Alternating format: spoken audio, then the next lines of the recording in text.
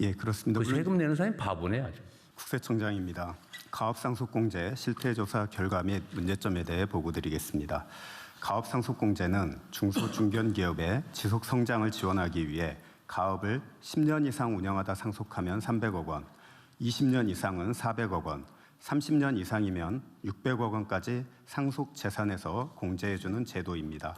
97년도에 1억 원에서 시작한 공제 한도는 23년도에 600억 원까지 확대되어 600배가 늘었어요? 예, 25년 만에 빛의 속도로 600배가 늘었습니다.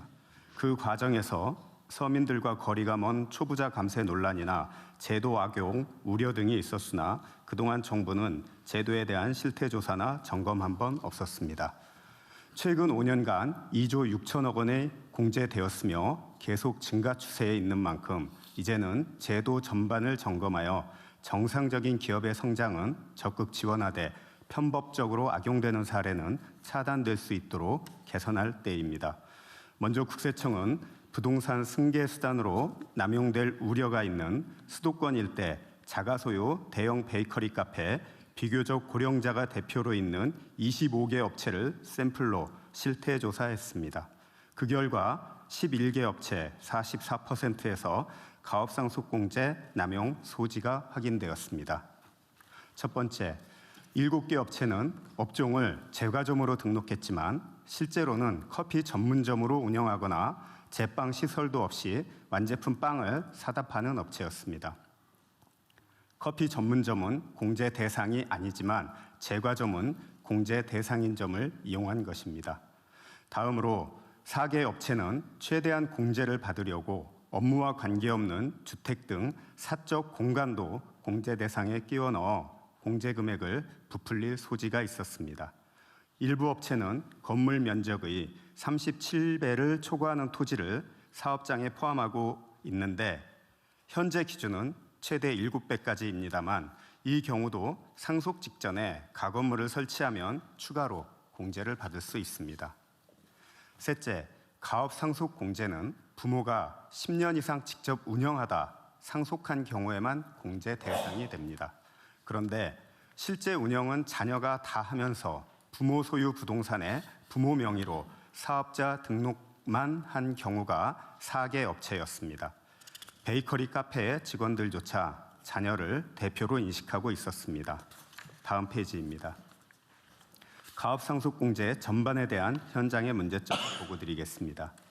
첫째, 업종의 문제입니다. 기업의 노하우, 기술 이전과 거리가 멀고 부동산 비중만 큰 업종까지 공제 대상에 포함되어 있습니다. 주차장업이 대표적입니다.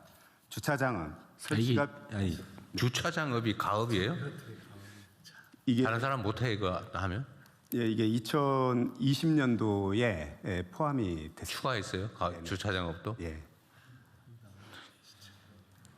주차장은 설치가 비교적 쉽고 설치 이후에는 단순 유지 관리만으로 운영이 가능합니다. 이 때문에 부동산을 물려주는 수단으로 이용될 우려가 있습니다. 실제 수도권의 자가 사설 주차장을 살펴보니 1321개 중 58%인 761개가 주차장업이 가업공제 대상으로 편입된 20년 이후 개업한 것으로 확인되었습니다. 이 밖에도 도심권 요지의 넓은 땅에서 운영하던 주유소도 표준화된 운영이 가능하여 기술 경영 노하우 이전이 크게 필요하지 않음에도 공제받은 사례가 다수 있으며 주유소 최근 5건의 평균 공제 금액이 62억 원입니다. 아니 잠깐만요. 이게 나중에 기가 차서 한번. 이게 가업 상속 제도라고 하는 기에 기본적으로 누군가가 정말 조상 대대로 쭉 해오던 건데 이거를 그 자식한테 안 물려주면은 이게 못하게 폐업을 한다든지. 근데 이게 단순한 사양산업에서 폐업하면 그 폐업을 권장해야 되는 거잖아요. 근데 사회적으로 필요해서 국가 사회적으로 필요한데 그 가업으로 자식이 안 하면 못하니까 그럴 경우 세금을 상속세 깎아주자 이런 취지죠. 예, 그러니까 국가 경제에 기여하고 고용 창출을 하라고 국가에서 특혜를 주는 제도입니다.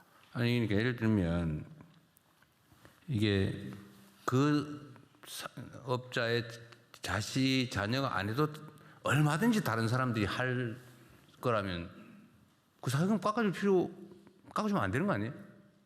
그건 가업상속이라는 의미가 없잖아요. 예. 아무나 할 수 있고 예. 꼭 그 집안의 그 자손이 안 해도 아무 문제가 없는 거. 예. 이런 건 가업상속이라고 할 수 없는 거 아닌가요? 그럼 뭘로 가업상속합니까? 그리고 또 한 가지는 네.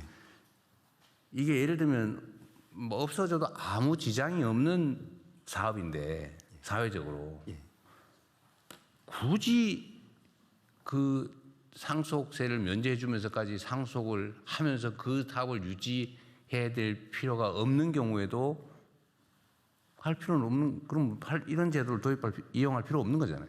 예, 그렇습니다. 하여튼 기본적인 취지는 그 사업이 사회적으로 꼭 필요하고 예.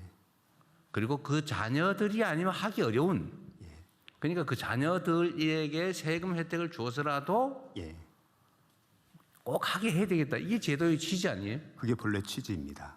근데 지금 내용은 이게 그거하고 아무 상관없는, 주차장 이 사람이 하나 저 사람이 하나 무슨 상관이 있어요? 그게 무슨 가업이야 그게. 뭐 그런 문제점들이 지금 나타나고 있습니다. 이게 입법을 통해서 법 개정을 통해서 추가했다 이 말이잖아요. 시행령에 들어가 있습니다. 시행령이에요? 예. 원래는 그 물류 창업을 지원하기 위해서 물류업을 추가를 했는데 거기에 하위에 주차장업이 들어가 있었던 겁니다. 아니 물류도 꼭 그 집안이 아니면은 그 자녀가 아니면 뭐 안 돼. 예. 그건 입법으로 해놨다는 거죠. 국회 입법으로. 시행령에 들어가 있습니다. 그것도 시행령이에요? 상속세법 시행령에 들어가 있습니다. 그 시행령 그때 누가 만들었는지 다 한번 따져봐야 되겠네. 하여튼 맞아 하십시오. 네.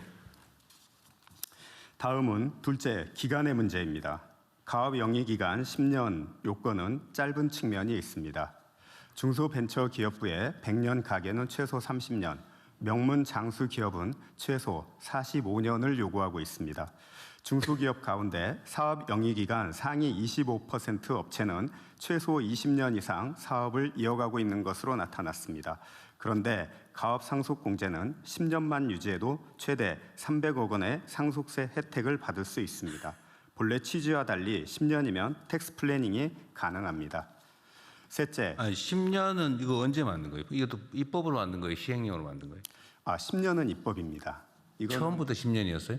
처음에는 개정했을 것 같아요. 이것도 보라면. 개정했습니다. 처음에는 김대중 정부 때 시작을 했는데 그때는 1억 원이었습니다. 그래서 금액이 1억 원이었고 기간. 그랬다가 08년도에 이명박 정부 때 이 금액을 30억 원으로 아니 내가 말한 올려서 금액 15년으로 말고 올렸습니다. 금액 말고 이거 가업이라고 하는 게 좀 대대로 물려오는 이런 의미 아니에요. 어떻게 국민들이 알 때는. 근데 10년 동안 내가 하다가 물려주면 세금 안 내고 물려줄 수 있다고 만들었는데 이 10년을 가업이라고 한 게 내가 보기엔 최초에는 아니었을 것 같아요. 최초에는 10년으로 시작했다가 금액이 올라가면서 15년으로 늘어났다가 다시 처음부터 가업을 10년이라고 규정을 했었어요? 예, 그렇습니다. 그것도 이상하네. 알았습니다. 네. 예. 그다음에 3번. 예. 3번. 잠깐만요. 예, 재산 요건의 문제입니다. 그건 잠깐만. 처음에는 그걸 잘 안 하려고 하고 없어질 수 있으니까 10년만 해도 쉽지 않으니까 그런 것에 특정해서 10년으로 시작했을 가능성은 있죠. 대상을 아주 좁혀가지고. 그래서 그 후에 대상이 넓어졌을 가능성이 있죠. 왜냐하면 30년 했으면 이미 문제 없는 거니까 안 하려고 하니까 그랬을 것 같아요. 네. 나중에 보죠, 뭐 그것도. 97년도 처음엔 1억 원이어서 공제 금액이 5년으로 시작을 했었습니다. 그랬다가 이걸 30억 원으로 한 방에 올리면서 15년으로 늘렸습니다. 처음에 액수가 적으니까 예. 조그마한 간의 수공업 비스무리한 것만 대상으로 삼았던 거군요. 처음에는 그 취지로 시작을 했었습니다. 알겠습니다. 예. 셋째, 재산 요건의 문제입니다. 현행법상 공제 대상인 사업용 부동산에 보유기간 제한이 없어 사망 직전에만 사업용으로 포함시키면 됩니다. 실제 임대업에 사용하던 부동산을 상속 개시 1년 전 임차인을 퇴거시키고 사업용 창고 등으로 전환하여 공제를 받은 사례가 있었습니다. 또 300억 원의 공제를 다 받기 위해 공제 대상에 해당되지 않는 예금 등으로 상속 전에 건물, 부동산 등 사업용 자산을 취득하면 공제를 받을 수 있다는 컨설팅도 많이 이루어지고 있습니다. 이게 전문적으로 이렇게 탈세하는 이걸 악용하는 방법을 네. 컨설팅 해주는 업체도 생겼는 모양이군요. 예, 그렇습니다. 많이 하고 있습니다. 넷째, 영업 요건의 문제입니다. 가업 상속 공제를 신청한 한 업체는 10년간 누계 매출액이 1억여 원으로 1년 평균 매출액이 1,000만 원에 불과했습니다. 심지어 상속 개시 수년 전부터는 매출이 거의 없어 사업의 외관만 유지하고 있었습니다. 그런데도 부모가 10년을 운영했다는 가업의 형식적 요건을 충족하여 공제를 신청했습니다. 다섯째, 사후관리 기간의 문제입니다. 가업 상속 공제에 큰 혜택을 주는 이유는 고용이나 가업을 오래오래 유지하라는 취지입니다. 그런데 2018년 공제를 적용받은 108개 업체를 분석한 결과 사후관리 기간 5년이 종료된 직후에 60% 이상의 업체에서 고용이 감소하거나 휴폐업했습니다. 추진 기간만 지나면 바로 가업 고용이 유지되지 못했습니다. 08년 10년이었던 사후관리 기간이 지금은 5년까지 줄었으나 제도의 취지를 볼 때 이를 다시 확대할 필요성이 있습니다. 이처럼 제도 전반에서 여러 문제점이 확인되었고 이에 대한 개선 방안은 부총리께서 이어서 말씀하시겠습니다. 그러니까 예를 들면 내가 어디 부동산 한 500억짜리 가지고 있는데 예, 거기다가 손님이 있든 말든 주차장 만들어가 주차장업 신고하고 예, 한 10년 동안 뭐 알바 써가지고 매출 조금 한 100만 원 한 달에 뭐 이런 거 하다가 예, 10년 지나면 그냥 세금 없이 물려줄 수 있는 거네요. 예, 그렇습니다. 그 세금 내는 사람이 바보네 아주. 예, 그래서 이 뭐 꼬마 빌딩이나 이런 거 가지고 있는 사람들에 대한 그 절세 플래닝이 많이 상담이 되고 있습니다. 물론 이제 아까 그 주차장 중에 이제 이 노예 주차장이라고 하는 곳은 토지 기준 시가액의 3% 이상을 연 매출로 올려야 되는데 저희가 수도권에 지가가 높은 25개의 주차장, 사설 주차장을 실태 조사를 해보니까 15개가 공제 요건에 포함이 됐었습니다. 그래서 예. 네. 하여튼 최초의 제도 설계 취지에 맞게 정비를 확실하게 해야지. 악용 못하게. 재미있게 보셨다면 구독, 좋아요, 알림 설정까지 꼭 눌러주세요.